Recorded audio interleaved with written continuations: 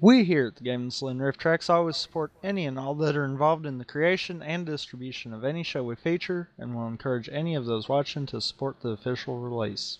Thank you and enjoy the show. Good evening, ladies and gentlemen. Coming to you live from the outskirts of the internet. This is the Gaming Salute Rift Tracks for May 16th, 2015. With your host, Peacemaker2448. And ramp it up, Slon. I totally did not flub the date that On you're the not going to first hear one. about at all. Yeah. We'll decide that when I'm editing. This is the Gaming Salute Rift Tracks for May 14th, 2015. You'll put that in as like a last minute stinger. Might. I don't know. Depends on if I think about it then. Which... Actually, I'll have to edit this after we finish, so, yeah. Well, we're Kind back of. to Zexal this week after Gravity Falls. Yeah. We leave a good show and go back to a show.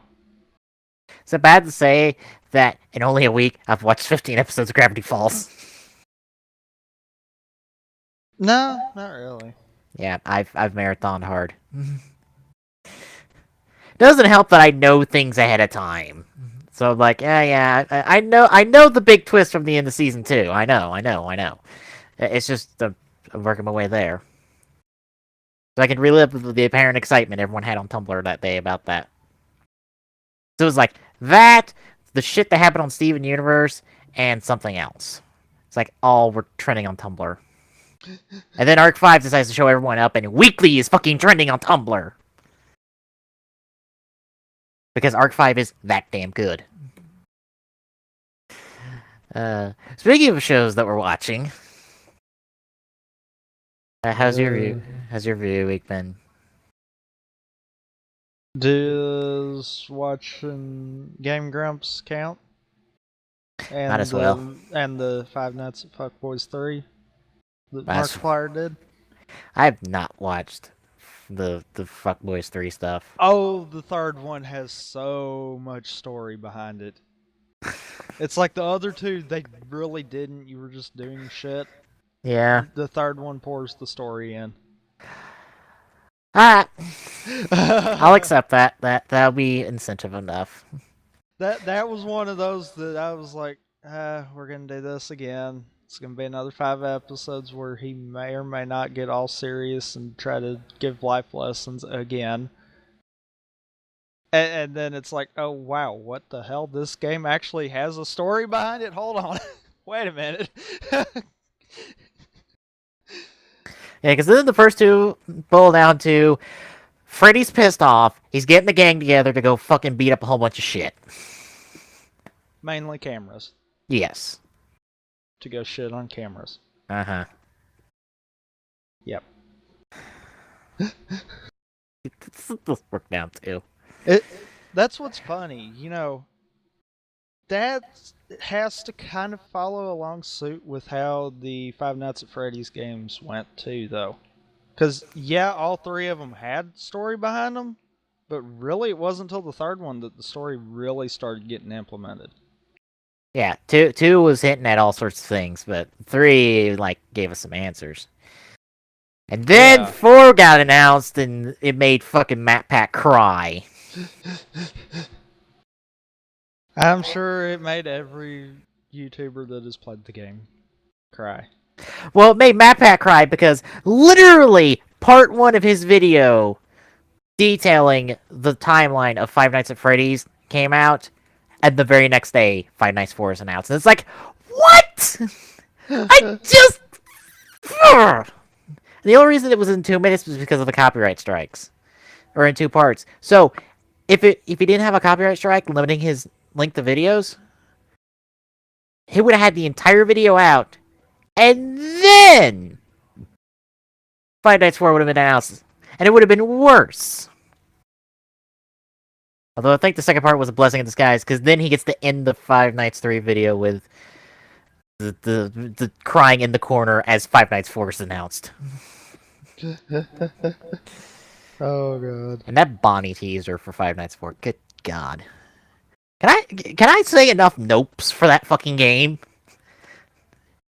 I'm sorry. Freddy with its fucking Freddy heads, and then Bonnie with its 2 rows of fucking teeth and its maniacal fucking look. It's just like, nope, I'm done. No, fuck this. Fuck this. Nope. Fuck that. Wait, 2 rows of teeth? Yes. Okay, 2. that's not that big of a difference from 2, though. Oh, trust me, it is.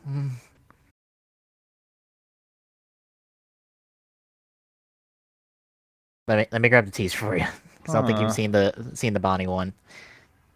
No, I've not seen the Bonnie one. There you go. It's one of those that Five Nights has kind of been on my radar, but it's been more of a I'll just wait until I can see someone do a Let's Play on it, mainly Yeah. Markiplier, but Yeah, but no, look at that Bonnie. When I say 2 rows, the teeth look different. that's not just teeth. That's fucking shark teeth. But Fuck that. The 2 rows, no, that was the same. That's kind of the same concept as what Five Nights 2's Bonnie had. Yeah. Which that's not that big of an issue in my opinion. Ah shit. I just I'm playing 200cc in the background. oh. I just mean from the fact of like that is 2 rows of very pointed, very I will rip your fucking arm off if I get it teeth. Yeah. And the fucking claw. Fucking claw hands. It's like, nah, fuck this. No, I don't want to see who else is in here.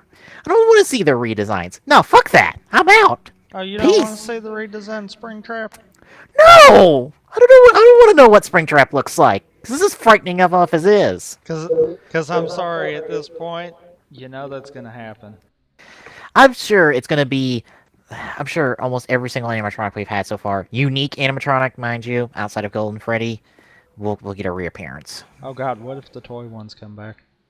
Oh my god. I don't want to think about the fucking toy ones. I don't want to think about how this game may or may not be us getting in touch with the security guards and having to relive the games, but in a more nightmarish look. Because Nightmare has been, like, ghost inked into both teaser images.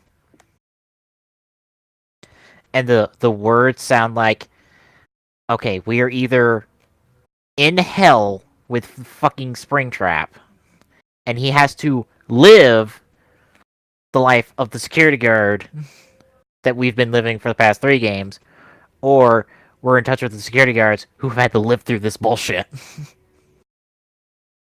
Or some other nonsense like that. Like, no, I don't want to relive somebody's nightmares about this.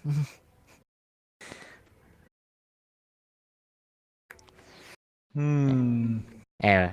That is a couple of twists on that I could see. Yeah. That's what I've been speculating it to be. That it like literally this one will have nothing real. It will all be it will all be like one giant nightmare for whoever is the security guard. Anyway. Ooh. Oh, what? Do you think of something else? Ooh. Wait a minute. Oh no. Okay. We know. Now, this is speculation, but I just thought about it and it actually could stand true. Mm-hmm. So, okay, we know the purple guy is Springtrap. Yes. We assume we released the spirits from the other animatronics in 3. Maybe. Depends on what you believe, Matt Pat's theory and all this nonsense. That's why I said assume. Mm-hmm. The game portrays it as that, in my opinion, but there's variables that could change that. Mm-hmm. What if this is a case of the animatronics getting their revenge on Springtrap? I don't want to think about it. That would be a twist. I know, but I don't want to think about it. I don't either, but because in that sense, that would also kind of mean that you would have to be playing as Springtrap, which would kind of piss people off, in my opinion. But Or you could be playing as a guy who's trapped in Springtrap. okay, that's still just as bad. That's beside the point. You playing as the bad guy? Well, that'd be a difference. It would, but that would piss people off so fucking bad. Yeah. But anyhow. Yeah. That was just one of those that I happened to think about that right then, and that was like, oh shit. How's your viewing of the Game Grumps going? Been watching a lot of their Super Mario 64 run. How's that? I can only say run at that point because there is no speed about it. There is no skill at times about it, but it's still fun. Well, I know the feeling. I've heard people complain about how the Grumps are terrible at games, apparently. Well, I do think it boils down to something that I've heard in one of their other videos, and I think it's one of them that Markiplier wound up doing with them. Mm-hmm. And I can understand it is harder to do stuff in game and be good at games when you're trying to perform for an audience. Oh. Yeah, I know that. So that could boil down to the reason why it appears they suck at games. Possibly. To be fair, I don't think people have seen me truly suck at Fire Emblem Path of Radiance. Because I've edited out all my fails. People have seen me truly suck at Halo Hasso. Just gonna point that one out. Yeah, I fucking... Episode 12 that I, just finished up editing today. 3 attempts on the map before I got it done. To be fair, both of the other times were my own stupid fault in not thinking of a better strategic option. Because I take the opposite strategic option this time around, and it worked out fine. Except for on the literal last turn, I almost fuck up. Oh, wow. I literally saw it and was able to correct it. But if you watch in the video and you watch where the enemy can go, you'll see what I didn't see until the last couple units I could move. And I'm like, oh, I'm glad I saw that. You literally hear my reaction of just, okay, I almost fucked up right there. Again. Because I didn't see that. But yeah, let's see. What have I been watching? Alright, the Hero finale was pretty good, in all honesty, and set up a lot of shit, including Legends of Tomorrow, which is going to be the 3rd DCCW series. 4th if we count Supergirl, 5 if we count Titans. As the Supergirl trailer came out this week, literally this week, and Titans is in pre-production right now. And all 5 of those are supposed to be in continuity together. Well, at least the CW trio are. Supergirl's in question because it's on a different network. And Titans I think is in the same boat because it's on a different network as well. I think it's on TNT. And Supergirl's on CBS. Which the Supergirl trailer looked alright. It's a bit much for the first trailer of the fucking series, apparently. Because it's 4 minutes long, and I feel like we've seen a bit from the entire fucking season. It's what it feels like. So I'm like, oh my god, did I watch the entire season of Supergirl in 4 minutes? Wow. Or is this only half? How many episodes is this? Because this seems like a lot of episodes. That you've just went, yeah, this is all gonna happen. If that's just the first 4 episodes, good god, the show's gonna move at a fucking breakneck speed. Because to describe the events of the trailer, in 4 episodes we're gonna go from explaining Supergirl's origin, seeing her in a normal life, seeing her take up the superhero identity, her working as her superhero identity for a bit, to finally coming in contact with the government to work with them. If that happens in 4 episodes, good god, slow down. It could. That's a lot to happen in 4 episodes. Not if you only touch on the points at the start and then you kind of come back in and fill in the gaps throughout the rest of this first season. Maybe. You see what I'm saying? Yeah. Like, get it established really quick so you can go ahead and be doing stuff and then expose more as you're going. Yeah, it just seemed like a bit much for the first trailer for the fucking Supergirl. Because I know who said it. I think it was Pro Jarrett said that it was like going all over the place with the who it was after in terms of audience, and I'm like, that might just be a fact that we got so much fucking shit dumped on us in this trailer. Like, at least the Legend of Tomorrow trailer, which premiered the day we're recording this, at least slows down and go, okay, we're going to introduce the team, which is the team is a mixed bag of established characters and, well, established Arrow and Flash characters, along with a new character, or a couple new characters for the show. So we got the Atom, we've got a revived, formerly Black Canary, now White Canary. I'm being non-specific because I don't know if you want to watch Arrow or Flash at any point. I don't know. No.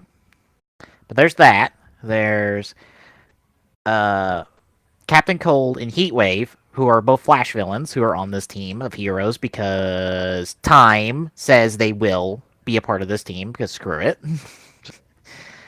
There's half of Firestorm, for some reason. I don't know why the other half of Firestorm's not here. The new characters are Hawkgirl, who has a very, very complicated history, as IGN pointed out in their article. And some dude in the future who's here to ensure that this team gets together and defeats Vandal Savage, who's an immortal jackass who's been around since ancient times. That's essentially the description of Vandal Savage. He's immortal, he's an asshole, and he's been around since the fucking dawn of the fucking dinosaurs. Yeah,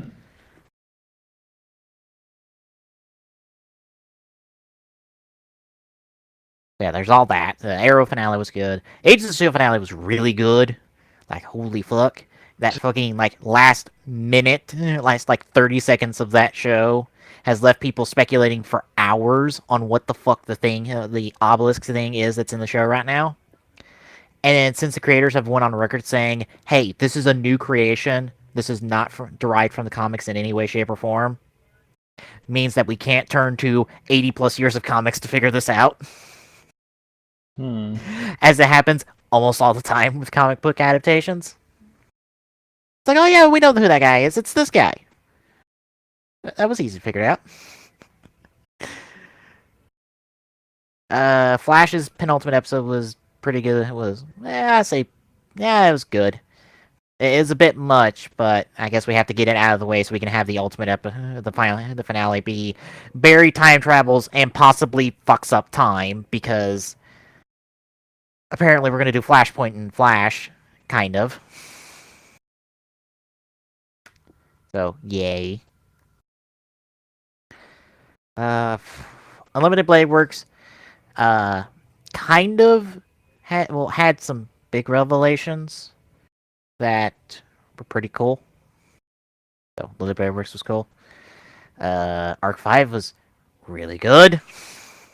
Can't be specific about that, but it was really good for having one duel. And Yuya appears in the last 2 minutes of the episode. Oh, wow. Yes. Here's the thing. Last 2 episodes. 2 minutes have been all of Yuya's screen time in the last two episodes. That has been his entire screen time, and I think he's had 3 lines. Yuya's taken a major backseat these 2 episodes for reasons that I can't say.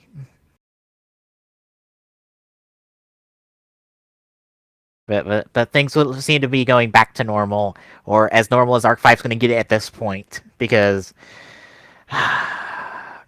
finding out the episode previews for the next 4 episodes made me go, well, we're not slowing down anytime soon. We're just going to keep on fucking rolling.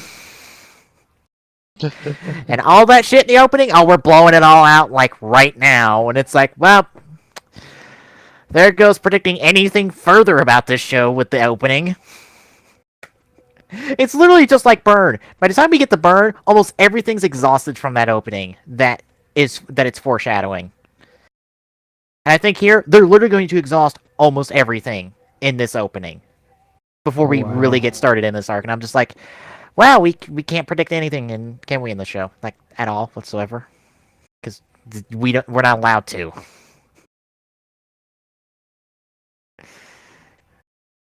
Eh, That's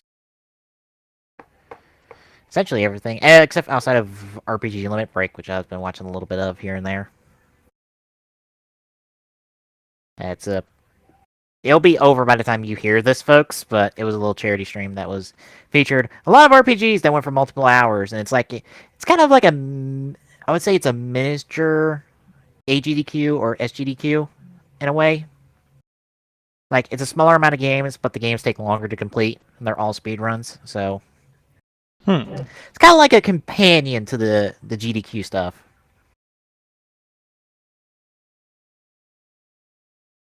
We get to talk about Drive and Shuriken Sentai. That we probably didn't watch. I didn't watch Shuriken Sentai at all.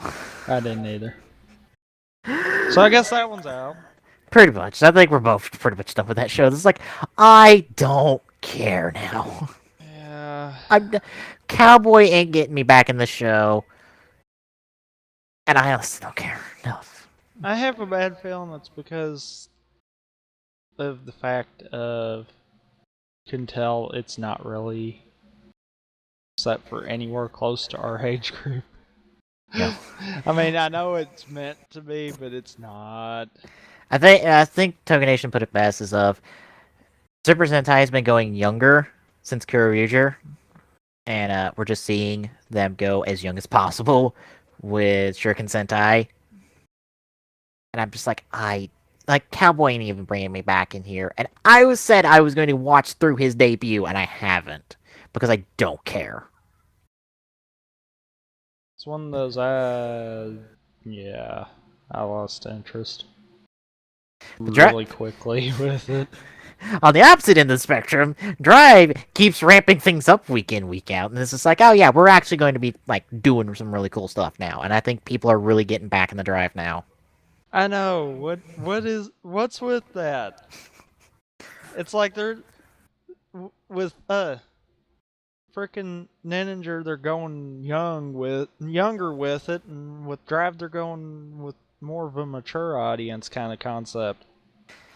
I think the best way I can sum it up is what somebody said on Token Nation. I forgot which user. I forgot the username, but essentially, it seems like somebody went into the Drive writers' room and told them to shape the fuck up and get back on course and get this show going, and they fucking did. Because now we're just dropping all the shit, just all over. But you know what's weird? This would be usual for our whole. We wind up getting a bunch of filler trying to fill in the gaps. Well, Yet we've not really had filler in Drive. I think we kind of got like some of the weaker stuff out of the way first, so we can get into we can just have strong stuff until the end of the show. But I mean, that's one of those. I can see where we have had it. Don't get me wrong there. Mm-hmm. But it's not really felt like it. It's just kind of felt like it was more on the weaker side of things. Yeah. As opposed to being just, oh, well, yeah, we ain't got shit to do plot-wise, so we're just going to fuck around. Well, episode 29. Quick note, they did fix the opening. They now don't have the whole heart brain medic image. Now it's or heart brain chase. It's now heart brain. Yeah. Yeah, they don't have that image anymore. They have heart brain medic now. I think last week's opening was a flub. That might be fixed. Because writer shows are not above flubs that get past everyone and straight into airing. As the fact that, Endgame, the map they had of Zawami City was a map of freaking Gotham from the Arkham games. But they fixed that in the DVD release, so I was sad. I was hoping they keep that in there. And that might just be me being a fan of of the Arkham games. That's just like, keep that in there. I would love that for that to just be an Easter egg of like Zalwyn City is just Japanese Arkham City or Japanese Gotham. All right, so Drive this week. Brain's an asshole because apparently he turned Mock against everyone with his data pad of mysteriousness or his tablet of mysteriousness. That is the exact same thing shown on the tablet as in the Type SCU episode that's out now. That is subbed. Unfortunately, we have to wait till the second box set to find out anything, and that comes out in July, or at least see the next part of Type SCU.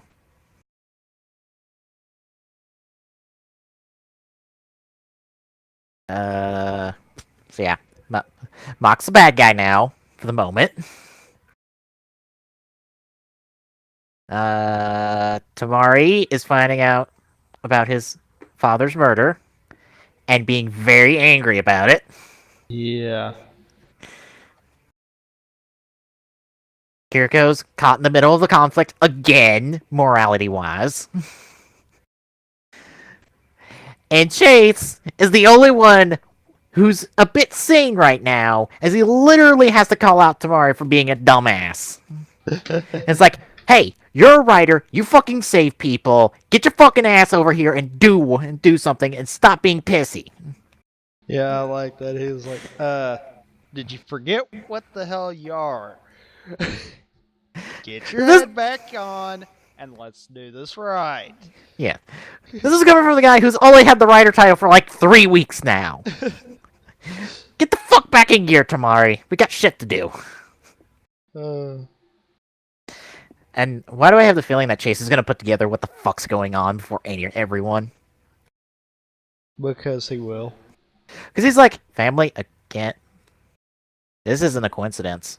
I have a feeling he's going to figure out like what friggin' 001's plan is, like long before anyone figures it out. And he's going to be like, oh yeah, they're after this. Well, you know why that's going to happen. The Pro Speed Shift car is going to have something in it. That might be part of it. That actually might be a big part of it now that you mention that. Well, Rena said that she can't tell if there's complete data in there. But it can be used as a shift car, normally, meaning, yeah, what you and me were speculating. Oh yeah, that can come true. Do it! You're filming the movie right now. You could totally sneak that in.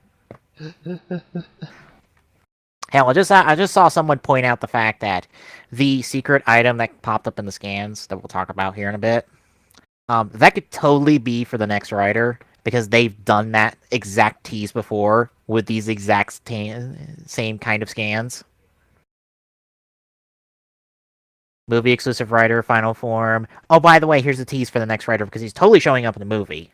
And yeah, that's how it did. How it happened for O's and for Force A. So we might see the new writer in the movie. Might. We're not gonna know until like somebody confirms it somehow. I know the rumor going around is it's gonna be fashion themed, and I'm like, okay, no, fuck you, that's wrong. This is obviously a troll.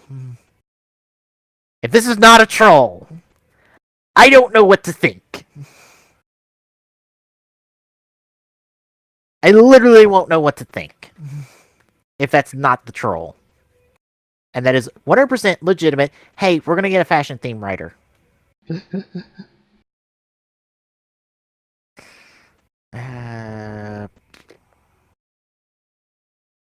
I think what else. Just from this episode, there's other stuff to talk about. Tamari was really aggressive. Yeah. I kind of like that. That's the most emotional we've seen him in the show, I think, so far. Damn it! Just know something. What? I look at my R&R for reference. Just realized there's a spelling error in there. Instead of hand, it's had. I was like, fuck! Missed the N right there. I hate it when I do that. Because nothing will pick that up, in all honesty. And I can even miss that if I look over it, because I'll just assume the word's there and not see that it's not supposed to be there. Uh, yeah, I can't think of anything else. That pretty much sums up this week's episode of just like, yeah, Tamari's dealing with the fact that his father may or may not have been murdered by 001 or the Roy Muse in general. Mock went bad guy for unknown reasons, possibly involving his father, based off Type SCU dialogue. Because Brain looks at the tablet, and it's the exact same image we see from this episode, and he like mentions and says something about Bono. I can't remember the exact line, but the way it's said implies that that might be Bono. Kind of like how Buckle is the drive driver. Maybe Bono is Brain's tablet. And that he downloaded his consciousness as well into some form, although something a little less tech, or a little bit downgraded in terms of tech from the drive driver. Maybe. Who knows? I can see that. All I know is that tablet's been around the entire show, and I have to look back, because we've seen like stuff on that tablet before. And I don't know if it's that same image. Because I don't think it is, but I needed to double check and make sure. Because I know, like, cores get stored in that tablet at times. Yeah.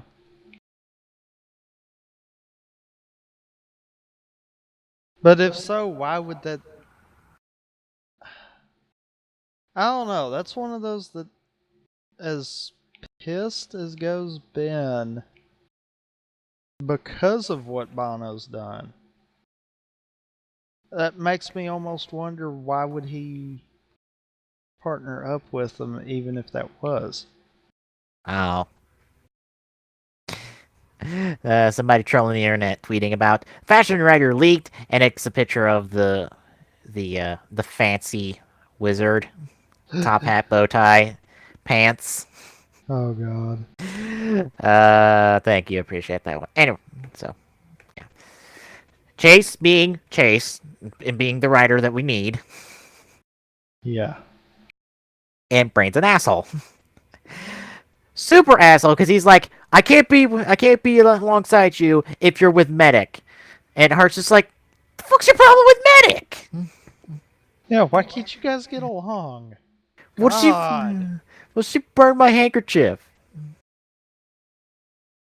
Jeez, Okay, envious much?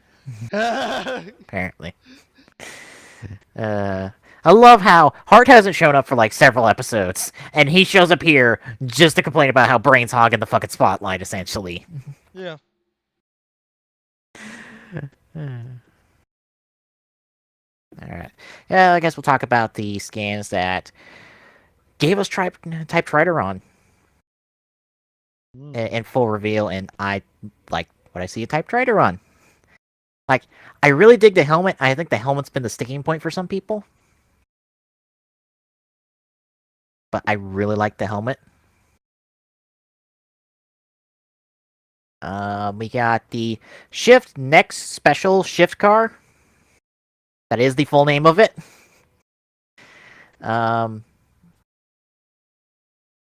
Apparently, Drive will be able to go Type Special, whereas our new villain will get Type Next. It's a 2-on-1 shift card that you flip over to get the other form. I wouldn't be surprised that it's got the same tech of the Shift Trideron shift card for something. I don't know, because it looks like it. Or looking like you could have that double function. Or, no. No, it just might be that it's just the barcodes on both, or not the barcodes, the series of bumps on both sides. And then, the surprise, we're going to get a Trideron key that apparently gives super dead heat to somebody using the Mock driver, whether that's Mock or Chase. Unknown at the moment. I think someone on HAU said it's like super dead heat drive. And, well, it's obviously a drive helmet in the silhouette, because it does have the spoiler.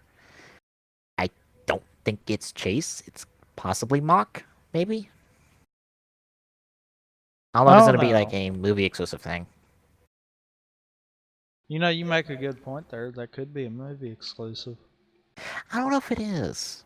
Cause that seems a bit much. Like, if Drive's gonna get 2 movie exclusive forms, that seems a bit much. Even in like looking at history, because But no writer's gotten 2 movie exclusive forms in one movie. what if it's not he's going to get two movie exclusive forms, but it's going to be both him and Mock are going to get movie exclusive forms?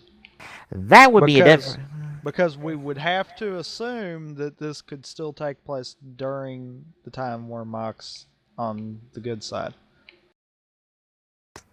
Well, the movie's gonna take place at some point in July or August, and based off scans or based off the previews we've gotten with no mention of Mock, I don't know if he's gonna be going good at that time. Who knows? He might go. But Mock's been like super silent in the episode previews so far.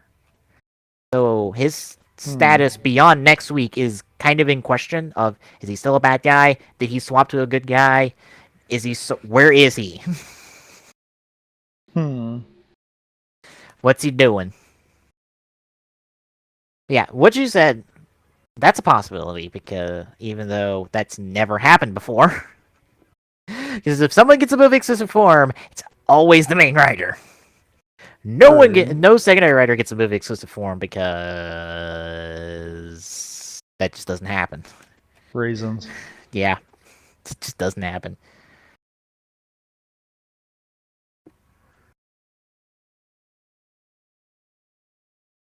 Hmm.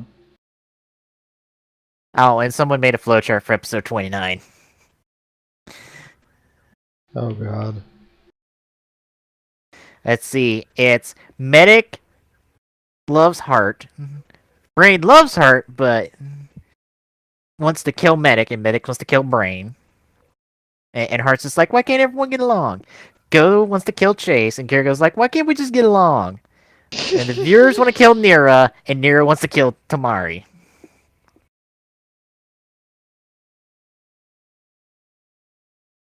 To be fair, I want Nira dead. I know he's gonna get his comeuppance, but I just enjoy him being this. He's just this guy that just pesters the SCU, and none of them can do anything about it because it's not their department. It's like, oh, we deal with roid mutes. We can't deal with this asshole, especially since Yeah. he's over Yeah. us. They deal with roid mutes, not assholes. Yeah. Big difference there. Mm-hmm. But anyway, back to Uh, Tridoran Key. If Mach is like, I would like it to be a Mach form, so Mach can have a proper final form, maybe. Especially since like him getting burst dead heat might be the little foreshadowing of him getting super dead heat. Since he seems to have mastered dead heat, I guess. That's just my True. that's just my guess looking at the show and looking at potential foreshadowing stuff.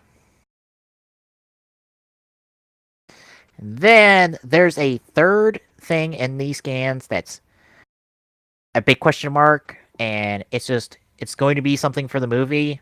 And considering history, it's possibly the first thing for the new writer to come after Drive, because they've teased uh Forze and Wizard in the same manner in the initial toy scans for the movie.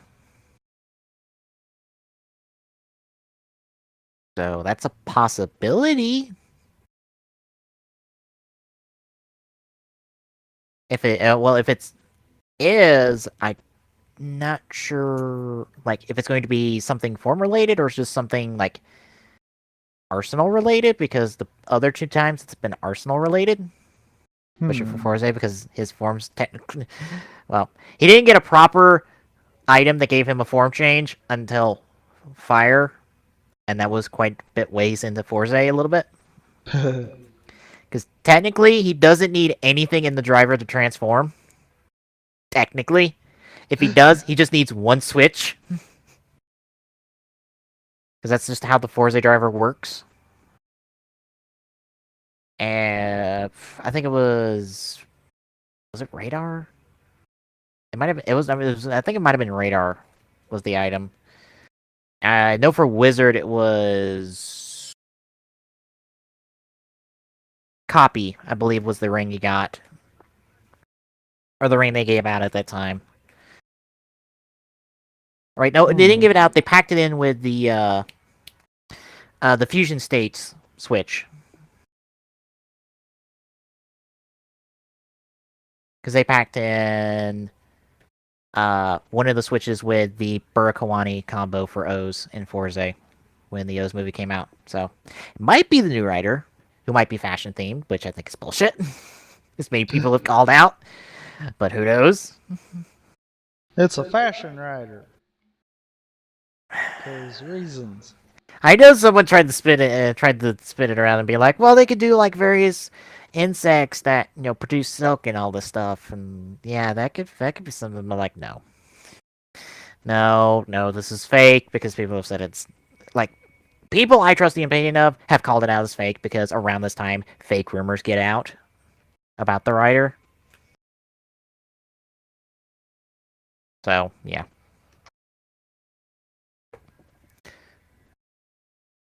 Honestly, it was a good week for Drive because we got Type SCU,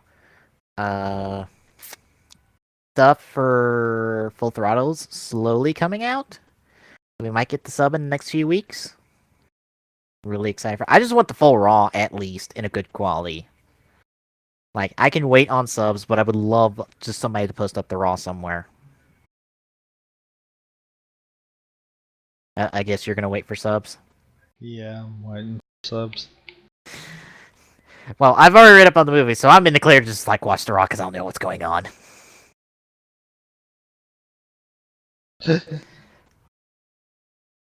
There's that. The announcement of the game guidance stuff, which I think we talked about last week.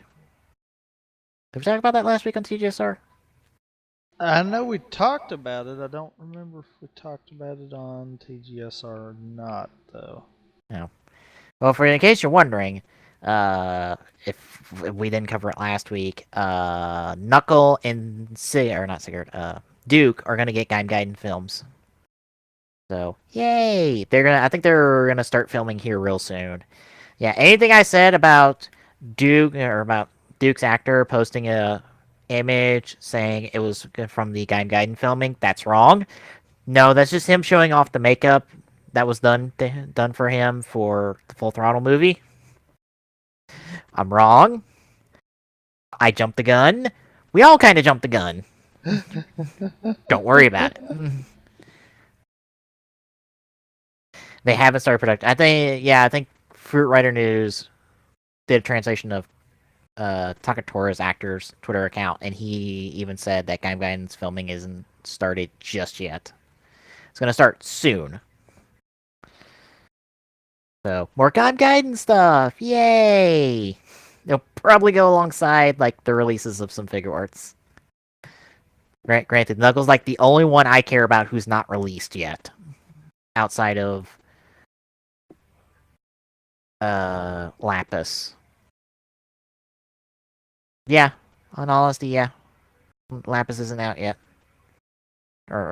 Well, they've shown Lapis off. He just hasn't had a release date yet because they've only shown, like, a prototype. And they've only shown off the prototype for Knuckle. They haven't announced a release date for him.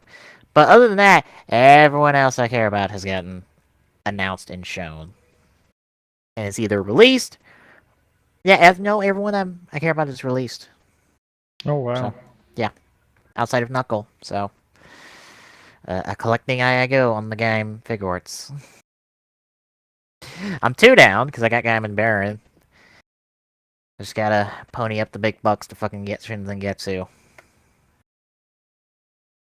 You want to take a guess on what Shinzen Getsu goes for? What? Let me pull up prices. I'm assuming it's going to be ridiculously high. Well, Shinzen Getsu was a web exclusive.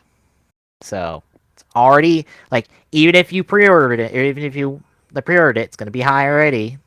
So, Uh, let me grab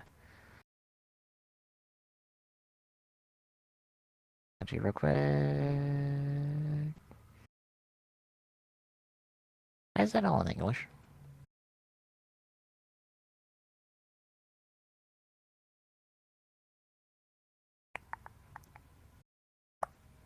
Okay, that's a bit weird. Give me a second. It's taking a little bit longer than because I'm trying to find the right stuff to copy.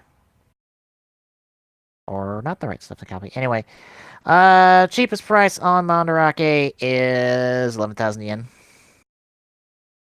Ease. That's around $100 without shipping. That's about 120 with shipping, I would say. What's funny? You can pick up Duke for cheaper at about 6,500 yen. Or no, 6,000 yen. It's the cheapest Oh I'm seeing wow. Duke. Yeah, it's just Shinsengetsu goes a lot. You can pick up Sengetsu for cheaper in figure arts. I think the lowest I've seen him is 4,500. So that's about $45 ish, depending on the current their conversion rate at the moment when you order. Fucking Michi's dirt cheap at 30, and I think Gruden and Bravo float around the $70 ranges. My God, you can pick up fucking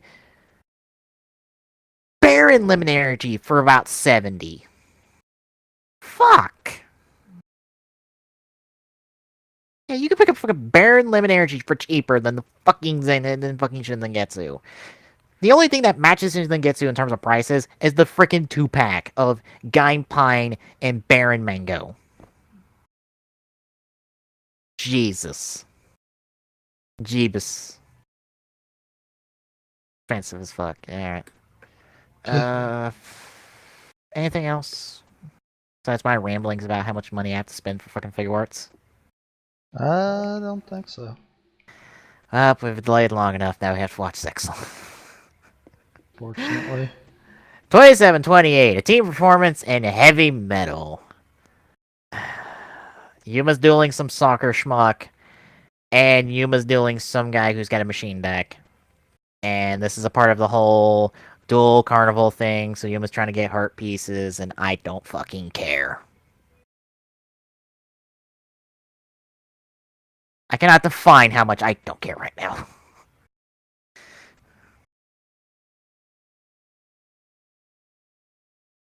Like, I don't know. It must be Arc 5 that makes me just not care as much about Zexal as I should. Because Zexal just. Sometimes. Well, with the surely show. it's not Arc 5's fault. Well, Arc 5 is spoiling me because it's so fucking good.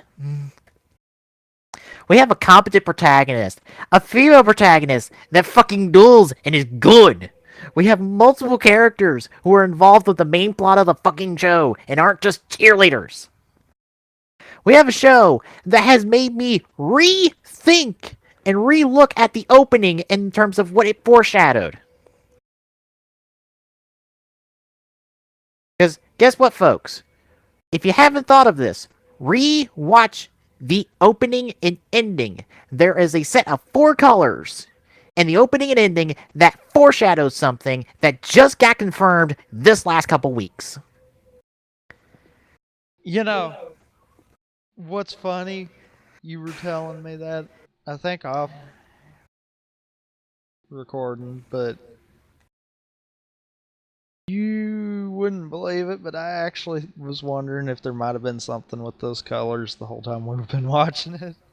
It's like, Well, there is. that was one of those I thought to myself countless times, it's like, I ought to remember those colors just to see if that is anything of importance later. And guess what? It's so much more than that, because it also plays into the fucking dual disc and hair color and eye color of several characters. Oh god. There's a whole bunch of color shit in here that just got discovered, that people just now discovered when looking at stuff.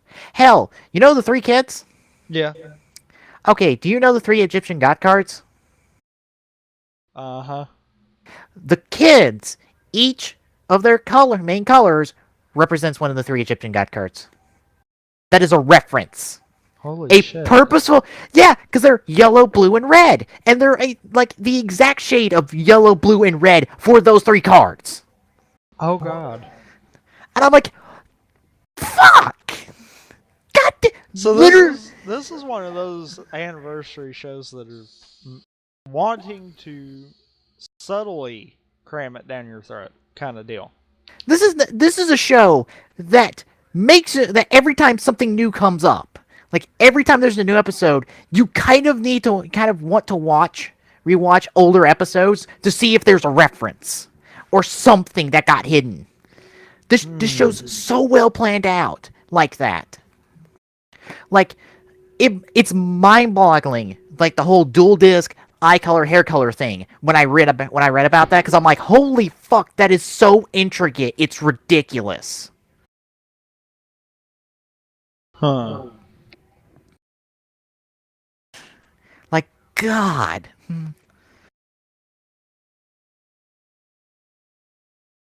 this freaking show is so good, whereas Zexal is so blah. It kind of irritates me on that fact alone. And for those wondering and ever thinking about it, no, it's not the dub. The dub just makes some things worse because it decides to make some of the dialogue terrible at times. Oh, the Ugh. dialogue was good to begin with? At least it sounded good.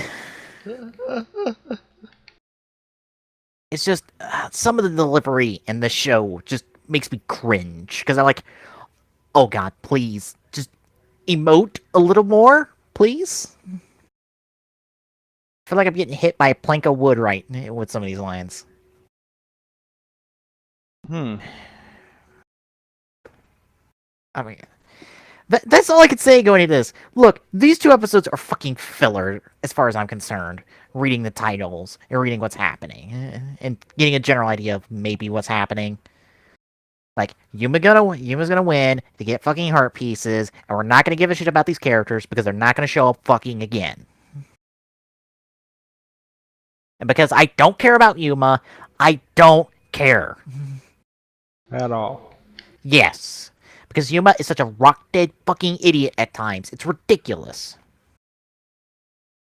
And I say at times to give him the benefit, give him a little bit of benefit. Because sometimes he's better than this. But he just swings back and forth between being completely fucking stupid and halfway decently competent. That it's ridiculous.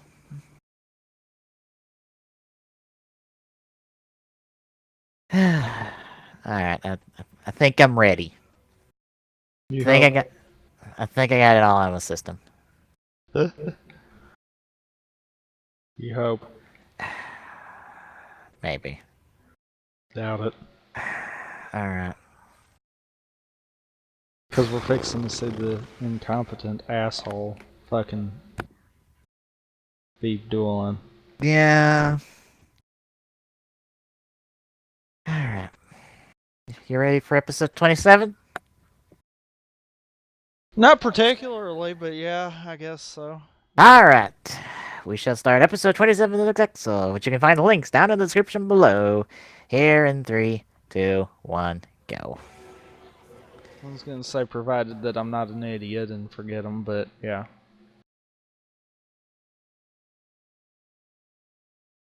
You got to see the trash pots double as bands.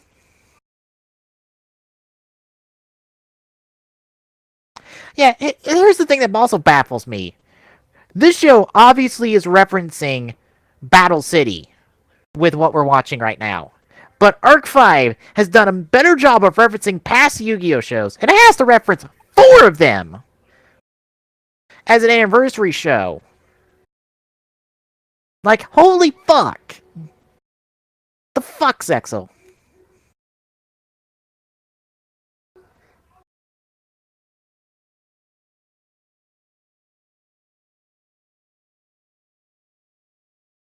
Oh yeah, we saw this part of Yeah. it.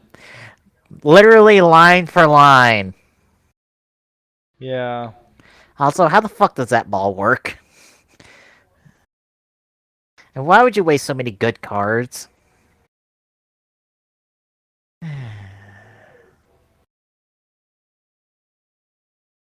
Oh, and let you know, we've gotten the Arc 5 dub opening, the English opening. Yeah. Fuck that opening. On the fact that it's kind of like this opening where it doesn't like tease or hint at anything. It's just like a whole bunch of clips thrown together to music. Really? Yep. And I'm like, fuck you, literally, fuck off. That makes me angry. Oh. That makes me angry because at least Arc 5 had, at least in the sub, the opening actually teases that shit. This the fucking English opening doesn't. Hell, it has so much Yuya, it's ridiculous. Like Yuzu, Seriously. yeah. I think Yuzu's only time in there is when she's getting angry at Yuya over something from one of the episodes. And I'm like, wow, way to downplay her role in the fucking show. Fuck you, opening.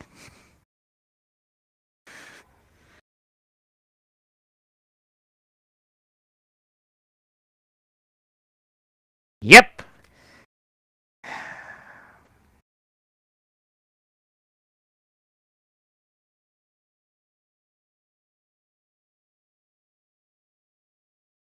Duh.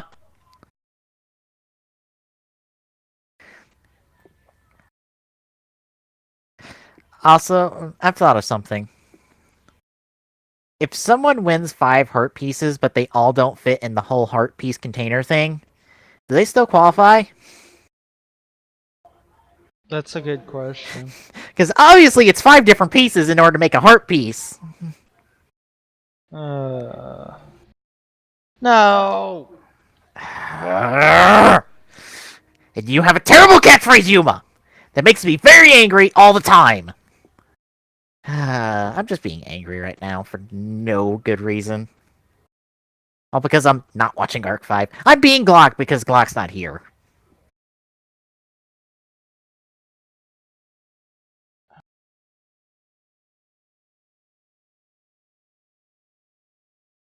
It's sad that I'm actually kind of just like eh with this, and I really don't care. I wouldn't mind letting this run in the background and do other things. I would be with you if I wasn't as far in Arc 5 as I am and so invested in the show that this show makes me angry in response.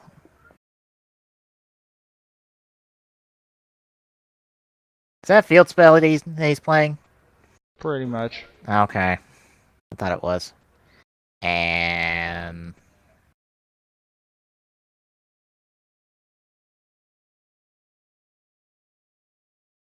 Tori's a cheerleader.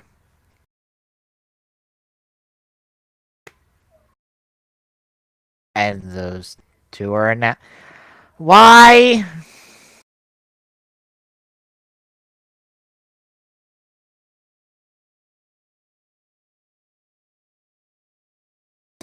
Why? Uh,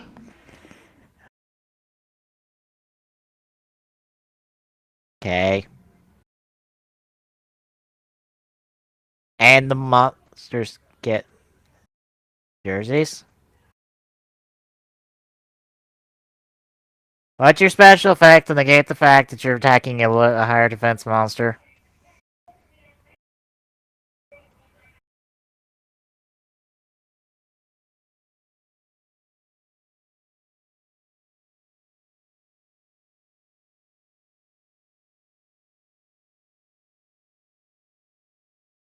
Well then.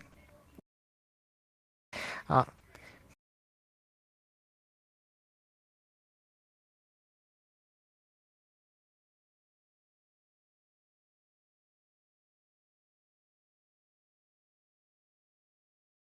that was a horrible pun.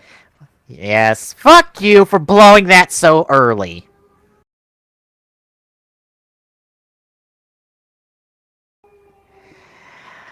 Double fuck you for doing that early.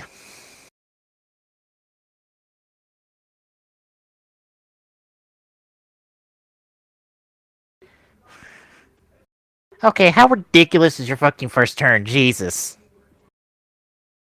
We're not even halfway through this episode. We're already bringing out so much bullshit. Ad. Ad. I got like 80 seconds. Wait, is that kid from Ender's Game actually gonna be Spider-Man?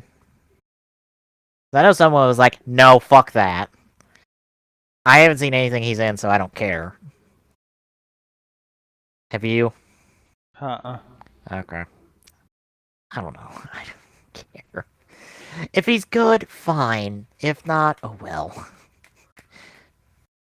And why is this? Okay. Okay, that Starbucks ads was really fucking quiet. Oh, I had 45 seconds left in the show. God damn you. I'm at 6:20. 620. Yep. I had 45 seconds left on the ad, and it's just like, nope, we're gonna let you have a free ad. Okay, I'm at 620. Alright, pick it up from there in 3, 2, 1, go.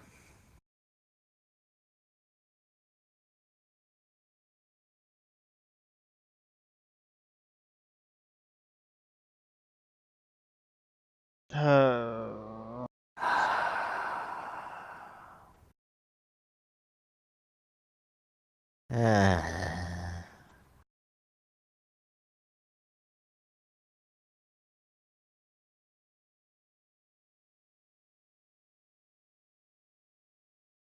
Bye.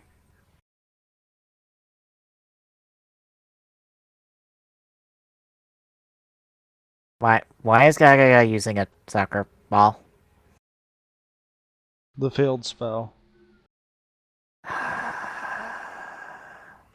Ah, what now?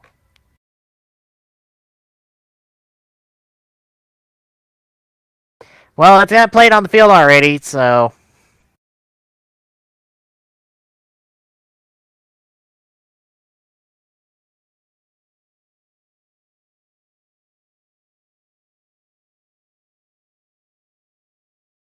how much fucking bullshit are your fucking cards? Jesus. Yeah.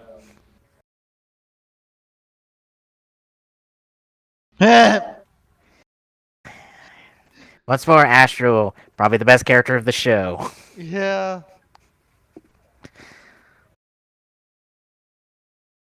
That's what's bad. Can we get rid of Yuma and just have Astral?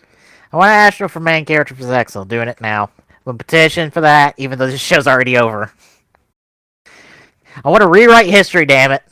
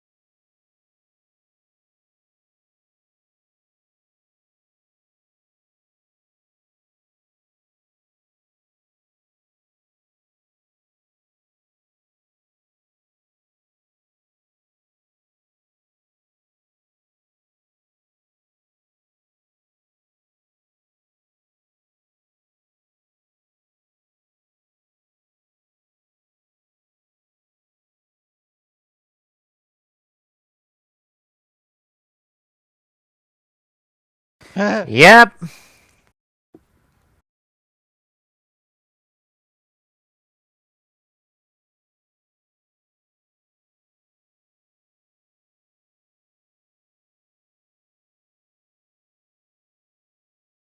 Who are you and why do I care?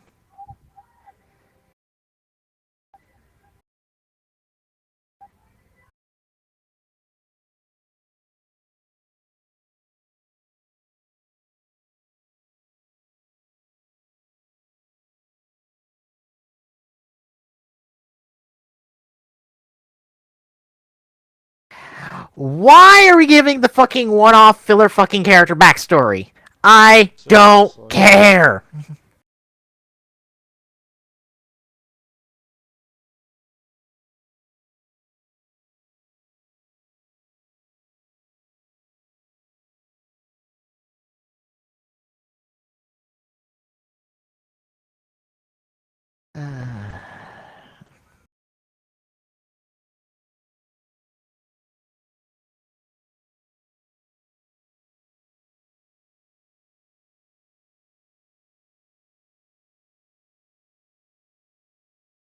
You know, when Arc 5 brings in a random character for a filler duel, they don't fucking explain their backstory to make you care about them. Yeah, seriously.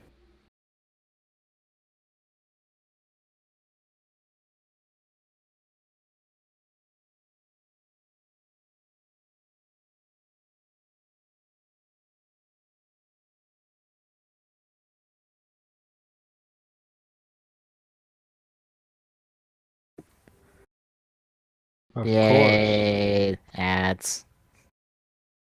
Because Astral knows everything, and hey, Splatoon ad! Hey, something actually entertaining.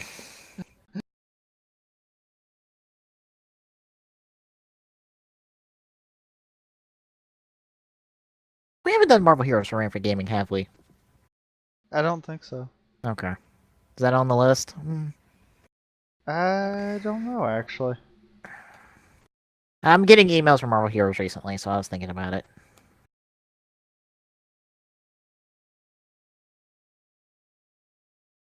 Hey, Verizon ad, yay. I should be pre-purchasing Splatoon this weekend. I'll be with you at some point in the near future if someone fucking hire me, goddammit. Someone hire me, Whoops. please! I'm at 11:06. Oh, ad skip for you? No, I forgot to hit the Oh, pause button. I still got like a minute. Or you only have 15 seconds. No, I still got a minute. That's Not unless this next ad decides to go. why I said that. Because you done had one go poof. Mm-hmm. Well, let's skip it on the last ad, I believe. So if it skips, it's gonna skip it here for the Windows ad for an HP computer, and it did. Mm-hmm.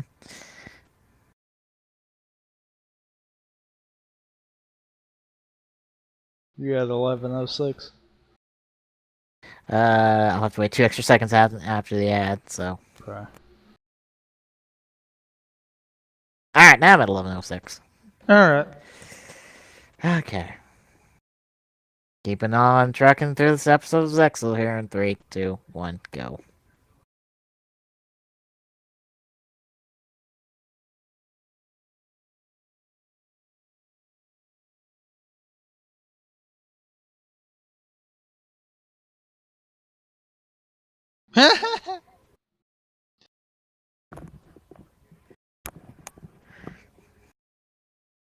Apparently, they're not in tune right now.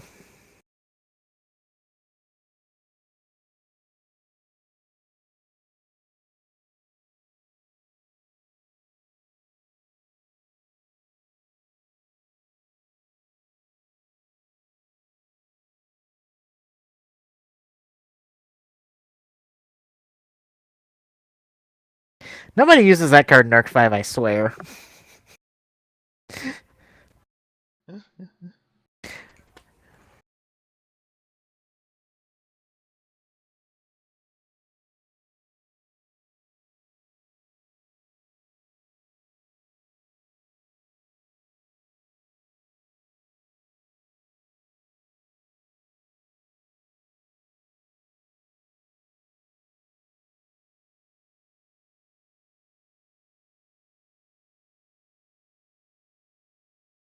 Why do they keep trying to catch the ball? Because reasons. Hit. Apparently, they're both goalies.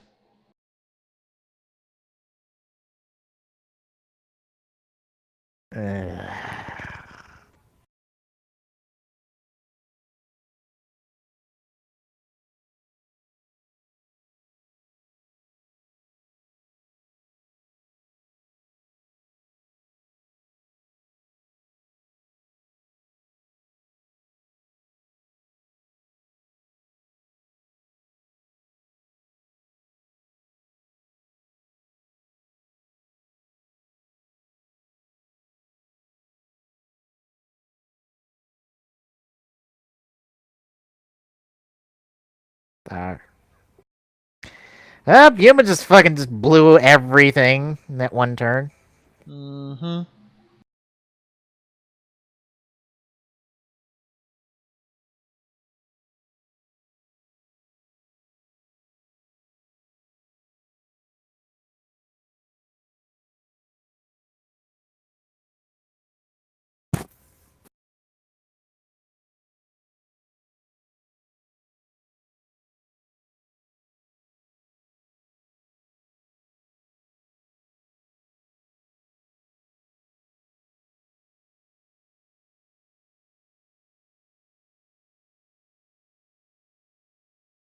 And you fucked up because you're an idiot.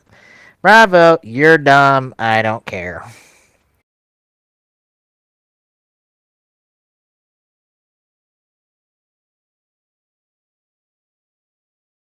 Why does everyone have to have a European accent right now? Seriously. Jesus, I know soccer's a big sport in Europe, but variety, please.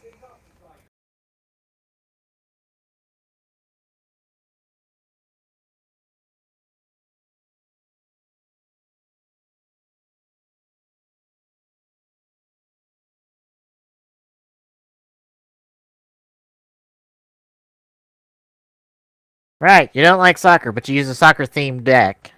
Mm-hmm. That makes sense, right?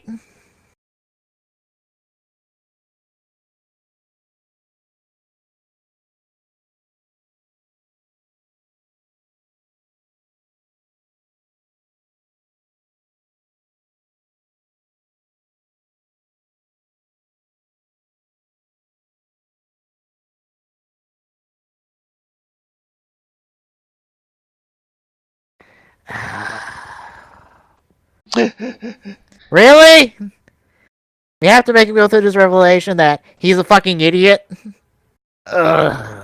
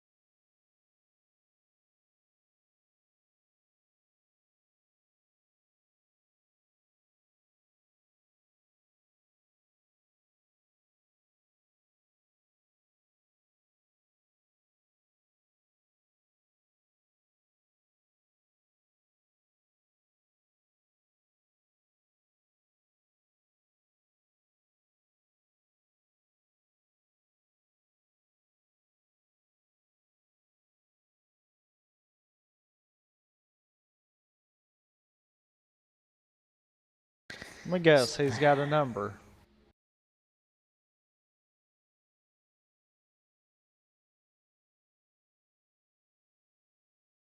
Nope. Nope, it's just a soccer theme exceeds monster. He doesn't deserve a number.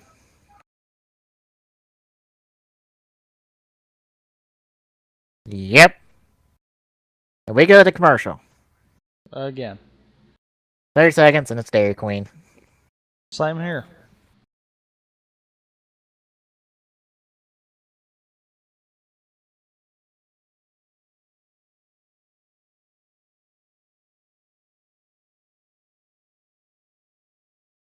Okay, people, calm down. Blizzards aren't that special. Jesus!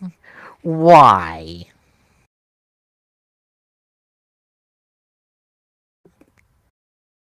You know, 1701. Shit. Hold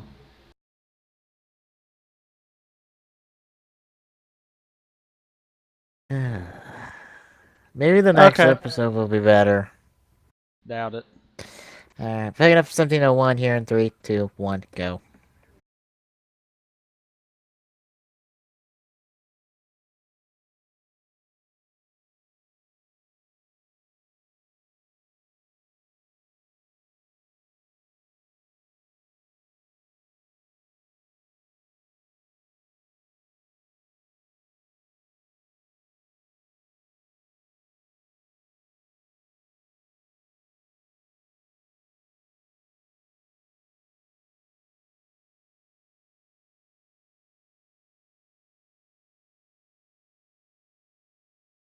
Where's your special overlay unit ability?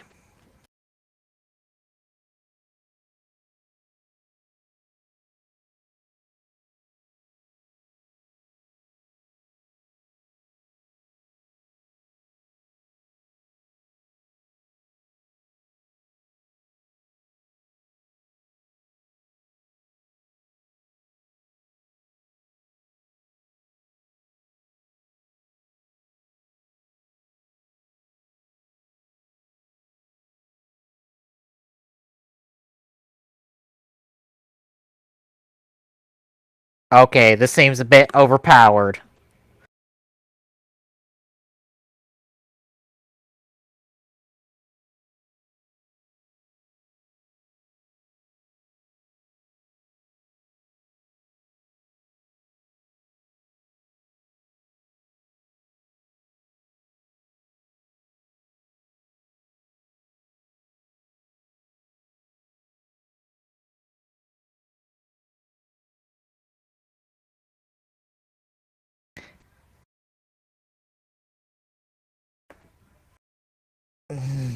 Thank God. I thought he was gonna say it for a second.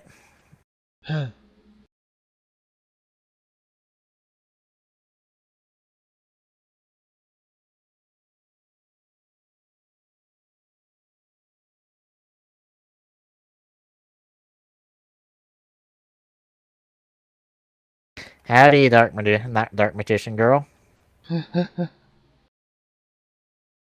Who got turned into a cheerleader because apparently there's not female soccer players.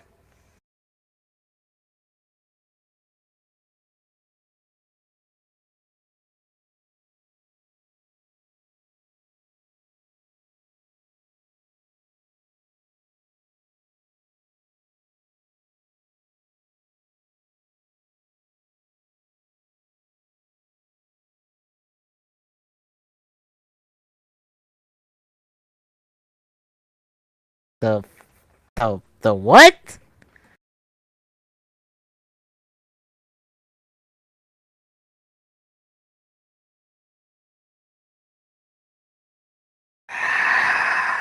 I will fucking murder you, Yuma.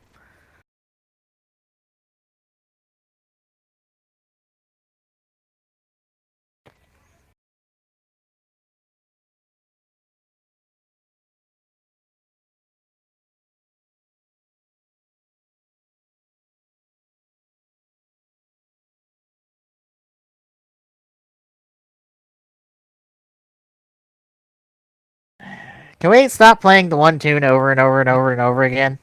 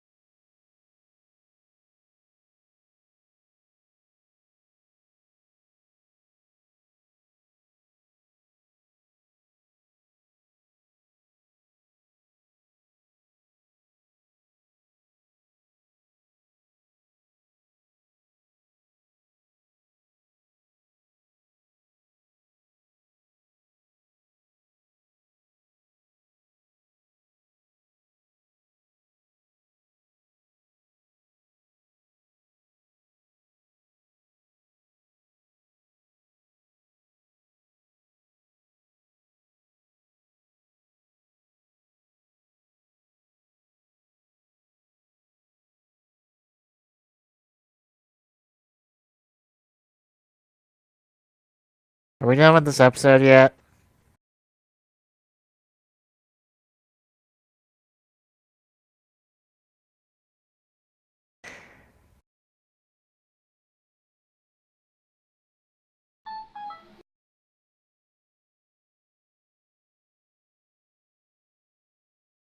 Oh, thank God, we're actually fucking done with the episode. Finally. Oh, God.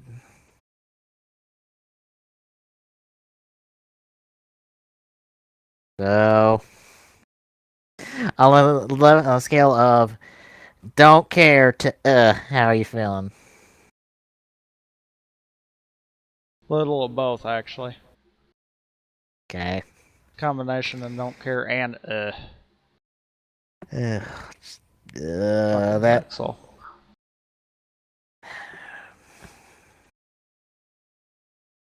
Fucking Zexal. I know. Get the next episode up and running. Yeah. watch an episode. What is this? 28. 28. Here, links in the description below. Again, here in 3, 2, 1, go.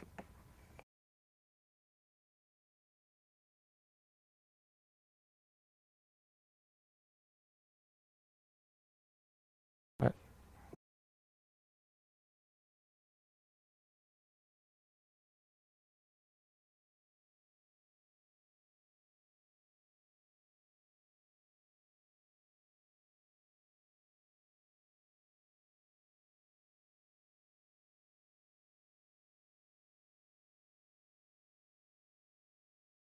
You were saying?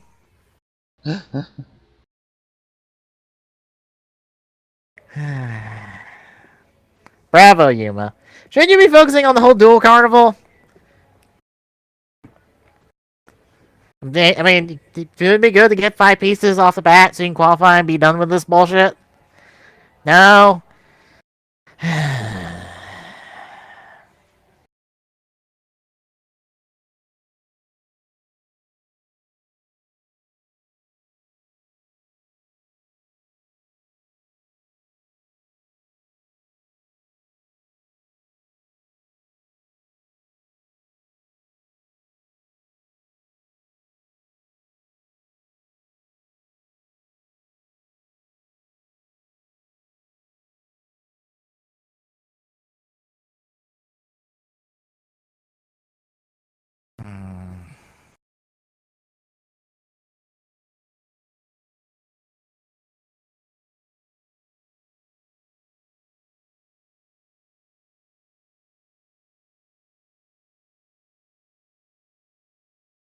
The fuck did that backhoe come from? Seriously. Why is it trying to kill them? And how is it being supported on that one walkway? Very carefully.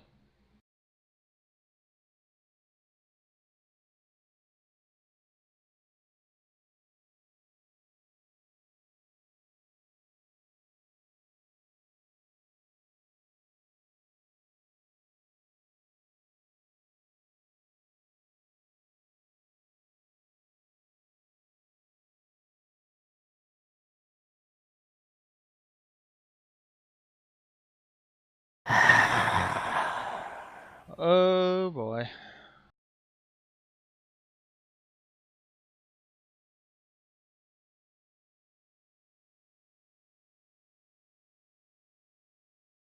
That I. Oh no. Uh,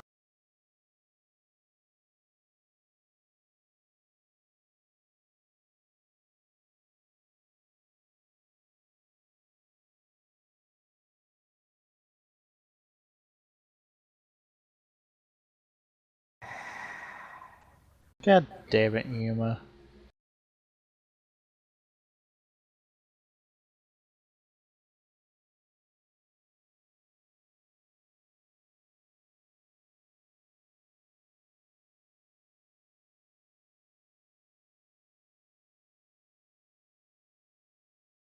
Not really.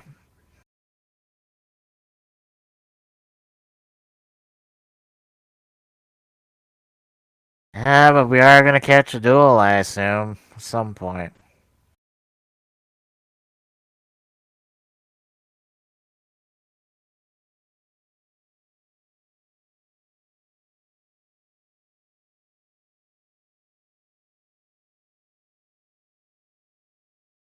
Oh, goody.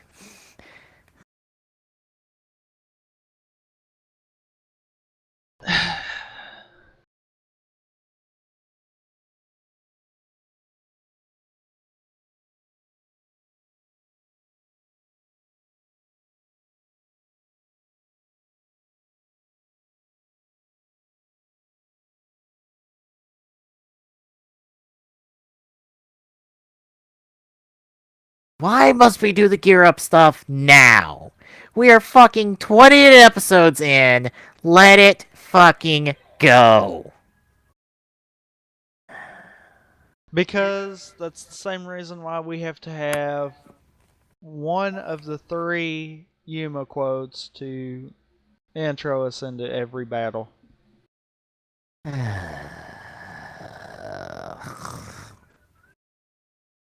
Case in point, we got the get set to get decked one.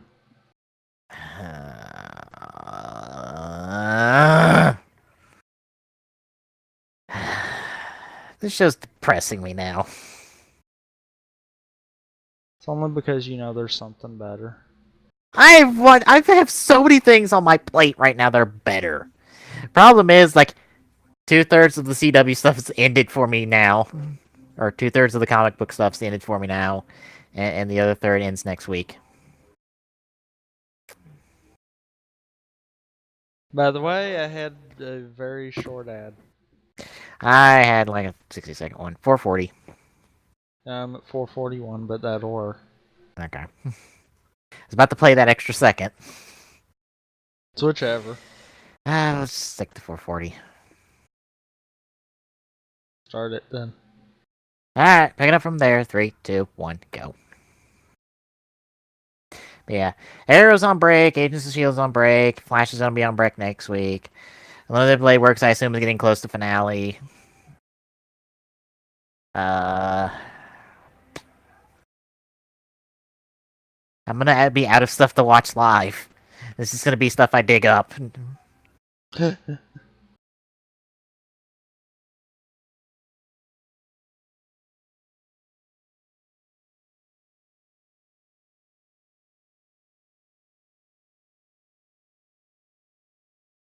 Okay.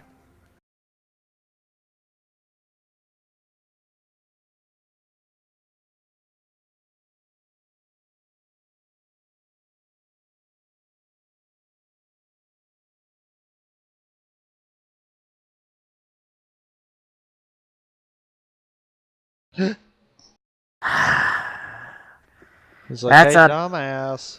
He's kind of fixing to stomp you into the fucking ground. Pay attention. You better not summon Goku. Do you have another opening play, for God's sakes? Nope. Ugh! It's either ga or go. Because he's a dumbass.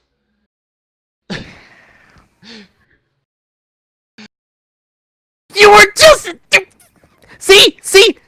This is what I'm talking about. This fucking swinging pendulum of fucking bullshit with him. Uh-huh. Literally, last episode, good fucking opening play. This episode, bad opening play. How the fuck do you do that? Pick one form of dueling and go with it for the rest of the fucking show, for God's sakes. Ugh.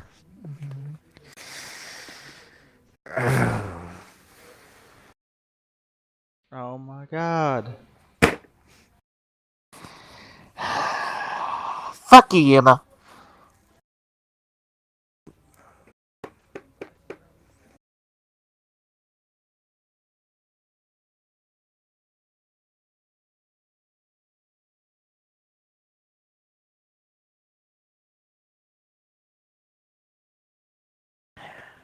You know, I realized something. We waste about 8 minutes a fucking episode because everyone has to be over dramatic with their fucking motions during the duel. Uh-huh. It's another thing Arc 5 doesn't deal with. Well, it does, but it doesn't. It deals with them, but it also allows it to not just be flashy because of the monster or the attack, but because of stuff going on in the duel because it's a performing duel. True. It's still there, but the way it's displayed is different, and that actually makes it feel like it's not being done that way. Because I've noticed that it's there, but it's just not as blatant about it. Whereas this is just blatant about it. Yeah, we are literally killing time every fucking episode because everyone has to take 2 minutes to fucking do their move. Uh-huh. Whereas with Arc 5, you're kind of expecting that, so it's like, okay. Yeah. And at least I give a shit about the characters, which I don't here. The person I give a shit isn't dueling. He's just barking at the person who's not dueling. Who's actually doing, my bad. No, you said it right the first time. Yuma's not dueling. He's just kind of swinging by the seat of his pants. Okay. Hey, that one trap card he's fucking abusing as hell right now.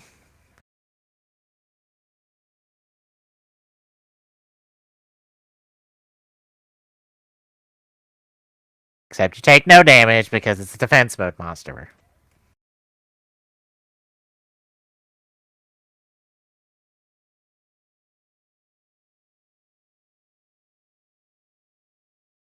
Why do I have a feeling he's the one who fucking dropped the beams on them to begin with? Huh. Something about that whole nut on the ground randomly makes me go,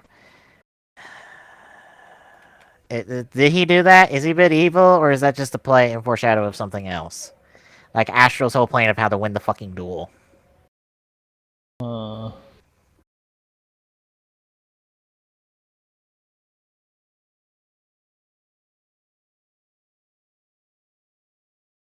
Well, Yuma's dense enough, that's for sure.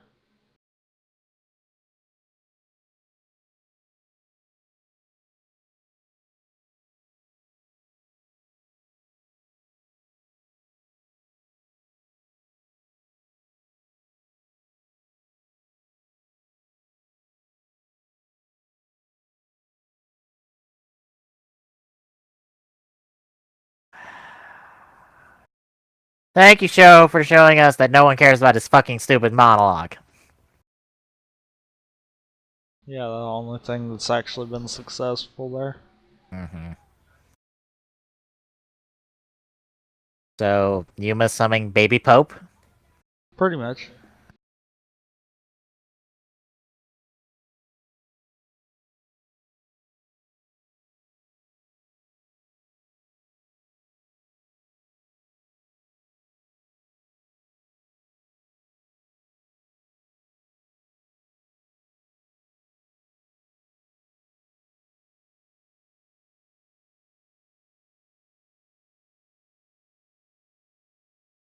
Well, finally took damage.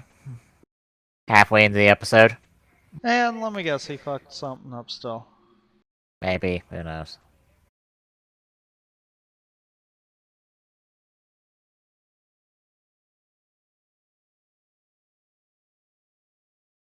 Heh.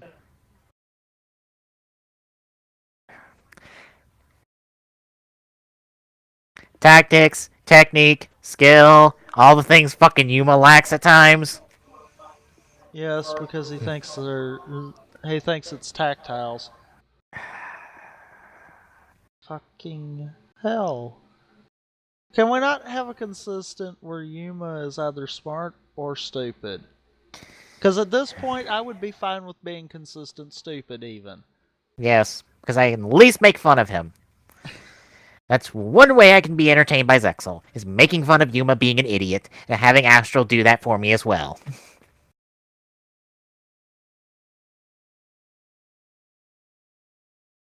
But it's like, ugh. Oh, we got another image of Type Trideron. Nice. It's a slightly less blurry image of the same one from the scan. It still looks cool.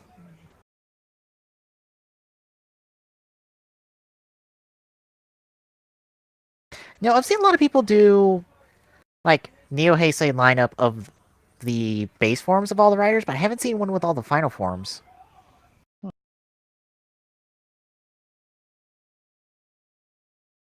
Which is a shame, because I would love to see that. I'm one short of being able to do that myself, because I don't have Kiwami arms at the moment.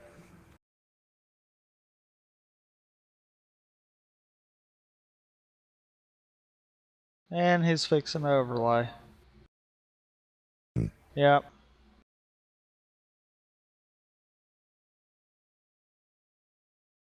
Is it a number? Doubt it. I can hope.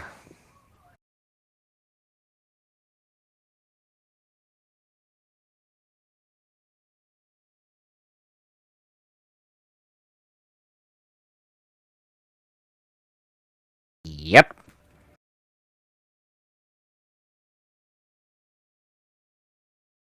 Ad. Ad edge. 75 seconds. 60, so.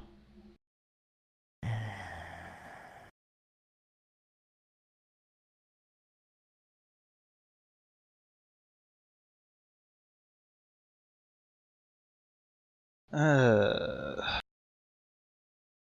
I'm serious. I would be fine if Yuma was a freaking idiot consistently. But it's the whole, oh, I'm smart. I know what I'm doing. Oh, I'm an idiot. I have no clue as to what I'm doing. Mm-hmm. That can happen in consecutive episodes, even. As we have just experienced. It's like, oh my god. Oh, and the Smash 5 crew has opened up a fan group on DeviantArt. So now they're accepting fan submissions for artwork for Smash 5, essentially. At least be a way for it to all be centralized, so. They had a King K. Rool Smash 5 and a Mother 4 character from the fan game. Essentially, I think it's the protagonist from the fan game Mother 4, or Earthbound 4, I guess, technically. I don't know. It's someone from a fan game related to Ness and Lucas, so there you go. And it was done in all 3D stuff. Hmm. It was an interesting little process to see. I'm at 1338. 39, but that close enough. I'll It'll go for probably change to 39 by the time you hit play, anyhow. Yep. Alright, you set? Yeah. Let's see how this deal's gonna keep going here in 3, 2, 1, go. I really don't care. I don't either. Filler.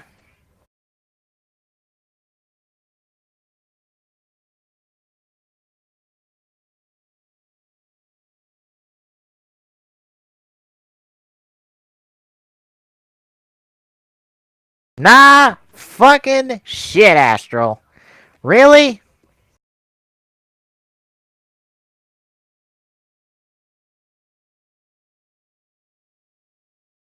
Well, that sucks. Huh.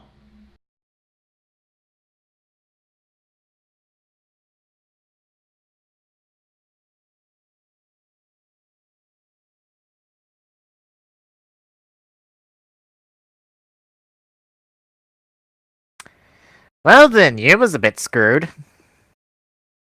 Pretty much. Not Baby Pope! No! Poor Baby Pope. Or no, not Baby Pope, Kid Pope. That's a more appropriate name for him. Kid Pope. Is it bad I want to see the adventures of Kid Pope?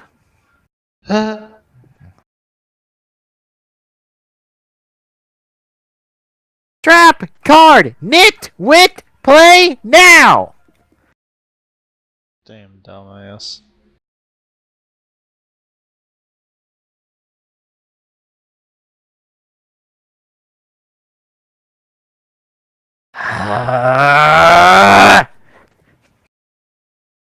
Astral, fucking sign language!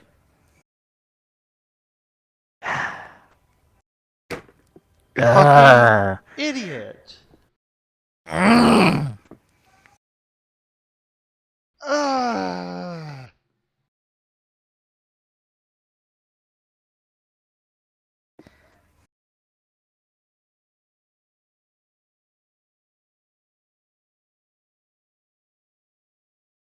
Aw, Kid Pope saves the day.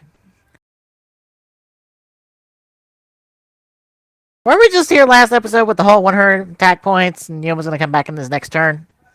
Uh-huh. Does it feel like these two episodes are almost identical in a lot of ways?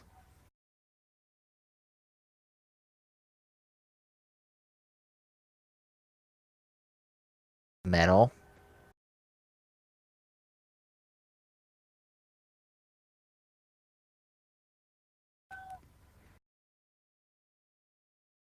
No, Yuma, you're the You can be frustrating. frustrating too, you nitwit!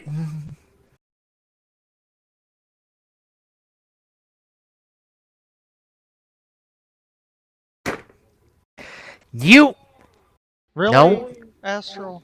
You bring that up now. You've never brought that up before, ever, Uh, ever. Fuck you. I think that's the one time we're actually pissed at Astral.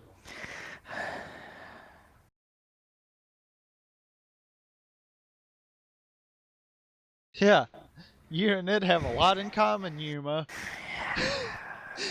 I We couldn't now bring resist up that that. they can talk telepathically. Uh, That has never been brought up before, ever. Literally ever.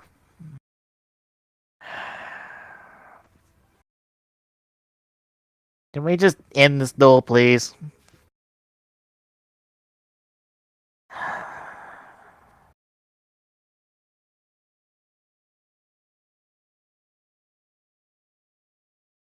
there you go.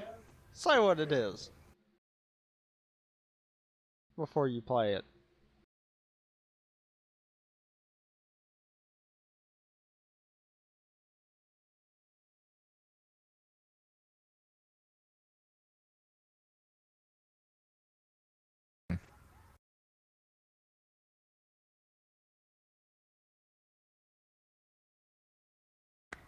So, fuck you.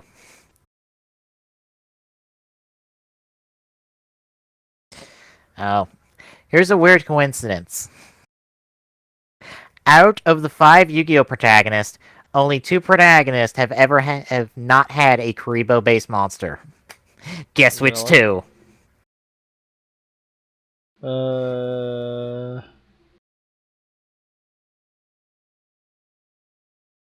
which two? Well, you know one of them. Yeah. One of them's Yuya. He has not had a Karibo monster at all. The other is from the other good show of Yu-Gi-Oh! Also Ad. Hi, Ad. Yusei doesn't have a Karibo. Hmm. Another person in 5Ds has a Karibo monster, but Yusei doesn't. Nor does he ever use it. Weird coincidence in my book, considering, but I really like both of those shows, and I consider them on par with each other. I think Arc 5's slowly overtaking 5Ds episode by episode. 1845. Yep. I don't know how that happened. Hell, there is like 0 Karibos in Arc 5. Which is weird, because that would be like the one reference you would expect. But maybe it's because it's been done into the ground, they kind of figure there ain't no sense in it. That, or the Karibo is actually going to be an important monster at some point. Might be an important pendulum. That is true. Although, I think all the Karibos have been normal monsters. There's not been, or just effect monsters. Not a single one has been anything besides an effect monster. All the more reason why it would be better. True. They could be holding out on that reference because they have to reference everything else. Anyway, let's end this fucking episode here in 3, 2, 1, go. I make a very valid point with that, though. I know. If they had a Karibo clone that was a pendulum monster that could actually do something, that would be a change. Plus, it would still reference. Yeah. I could see that. And if Yuya ever uses it, that means Yusei would be the only protagonist to never use a Karibo monster. Which is fine in my book. It's not like Yusei ever needed Karibo. Or any form of Karibo. He had 1,001 monsters to rely upon with his Mix Mastery deck.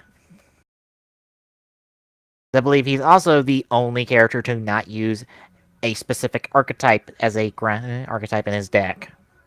Or at least in his deck proper. In his extra deck, he had a archetype, but not in his deck, unless you count Synchrons, and that's not enough, considering all the other protagonists have a very specific archetype. Actually, no, Yugi doesn't have a specific archetype either, really.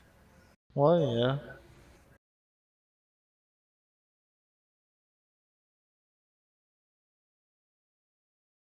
And it all comes crumbling down.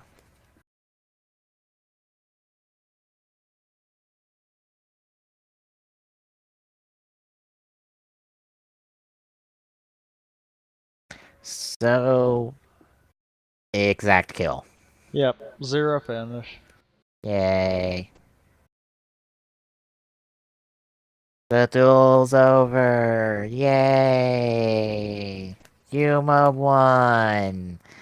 End the fucking episode. Give your fucking heart piece to him. That coincidentally is one of the 3 missing pieces he needs.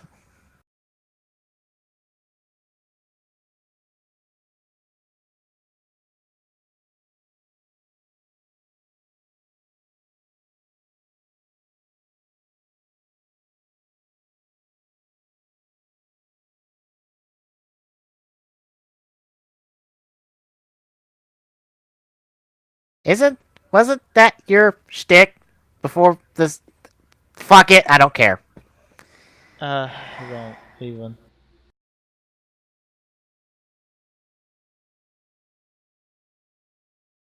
We are 2 episodes into the Duel Carnival, and fucking Yuma's 2 pieces away from being qualified. Meanwhile, Astral's off doing something probably less important than all this bullshit.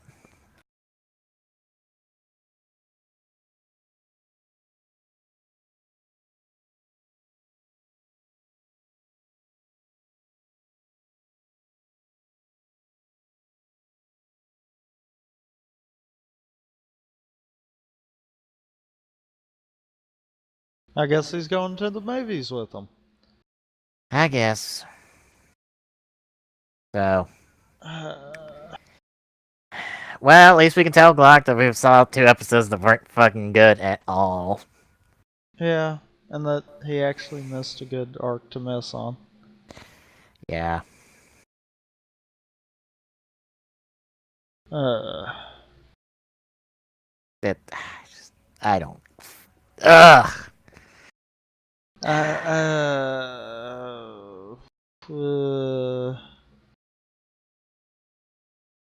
It's one of those weeks. fuck you, ma.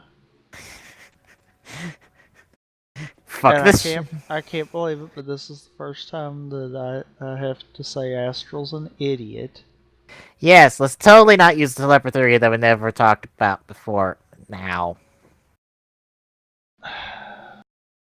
You've never used that before. Never. Fuck you, Astral. How dare you reference something that doesn't exist? You're the smart character, damn it. We rely on you to be there to help us get through this. He's the comedic relief when we need him to be. He's the smart one when we need him to be. And then he pulls some kind of bonehead move like that. What the hell? You know what? I don't blame his character for it. I blame the writers for that one. I've been blaming the writers since episode 1. Well, you know, I can slightly redeem them because at least they made one good character out of all this. Unfortunately, he's only visible to Yuma. Yeah. Even though there was that one time Astral was visible to everybody, and then they took that away.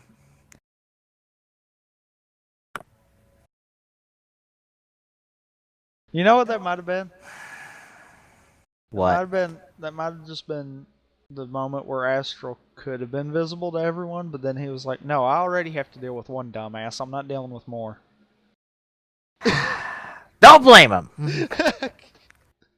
Well, unfortunately, if Glock's back with us next week, I got some bad news for him. It gets worse. Well, we have a female character that may or may not be important that duels Yuma. And Yuma gets involved in a vegetable death match. I quit. But people have said that this vegetable death match kind of references Arc 5. Or kind of foreshadows Arc 5.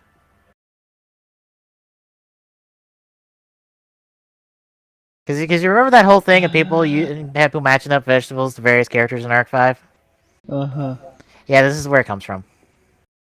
Or this is part of that reference.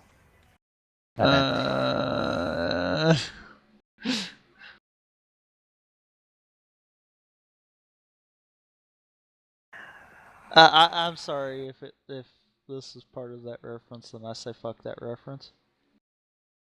Because But fuck Zexal, so but therefore fuck that reference. but you use a tomato because of that reference,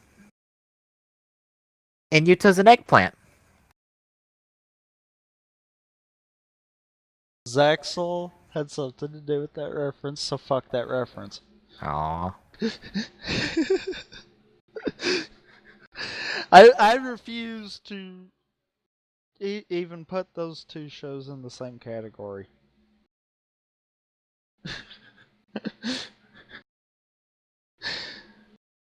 uh, what's sad is I was actually I.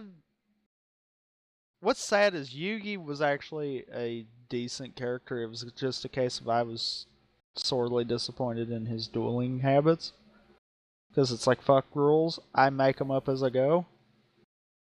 Yuma's just a fucking idiot. I don't like his character. Period. Yeah. I like the occasional moments where he's actually smart, and that's it. And God knows those are few and far between. It's like, ugh.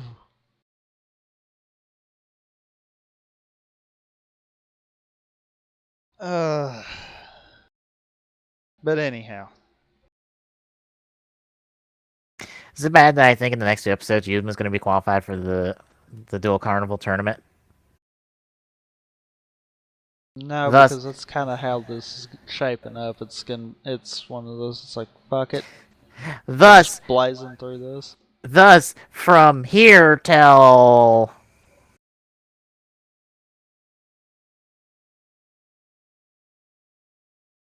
um after we stop watching the show, we have to wait for the finals to actually start.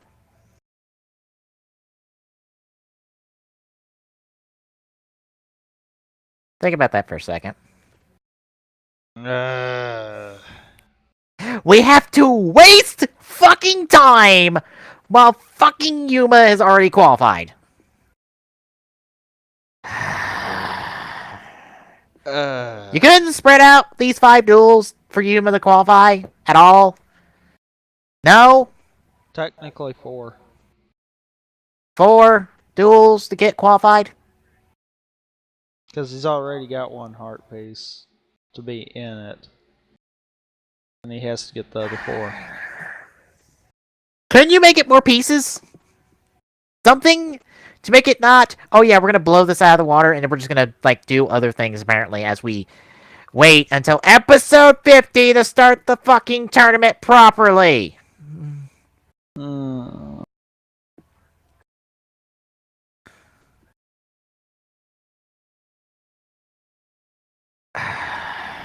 Is it bad that I'm at the point of can we go back to Shark's plot? Please? Because at least that had something, and at least that had a competent duelist behind it. I mean, seriously, could we go back to his and say fuck you, man? Yeah, this whole Battle Royale part takes... Fuck. At least Arc 5 knows how to pace a fucking story arc like this. Gee, I hate referencing Arc 5 so much, but fuck! This show, Arc 5 came after this show. And apparently decided to go, okay, anything that's going to be remotely like Zexal, we're going to make better. No, no. I think what Arc 5's managed to do is this like Zexal? Yes. Okay. Get rid of it. Try that again. uh,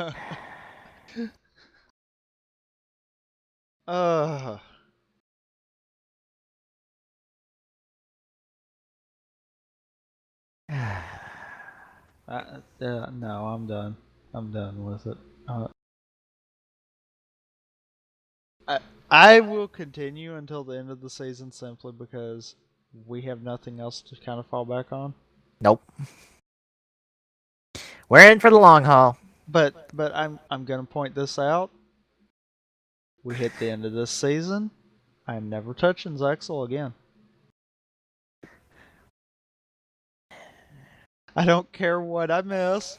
I'm never touching it again. No, no, I refuse. Even if Arc 5 tries to reference specific things in Zexal? I don't freaking care. Okay. You might get a cathartic release from all your anger when it comes to Arc 5 soon.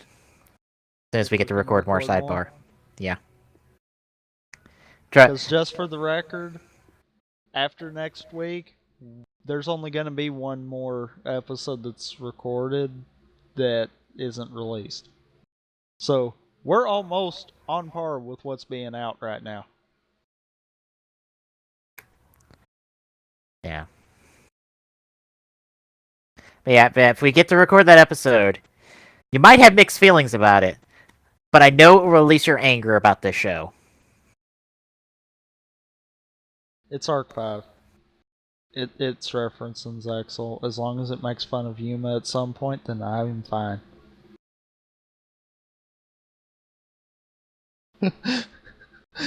You might need to have that clip for the next time we record sidebar. Just gonna say that right now. You might want to have that clip. I will be fine if that happens. I'm going to point that out. Okay.